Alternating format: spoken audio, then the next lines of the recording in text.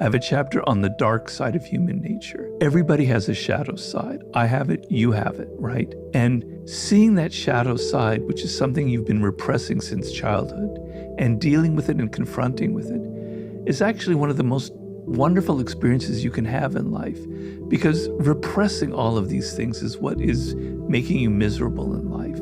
But coming to terms with who you are and being aware of it is actually liberating, you know?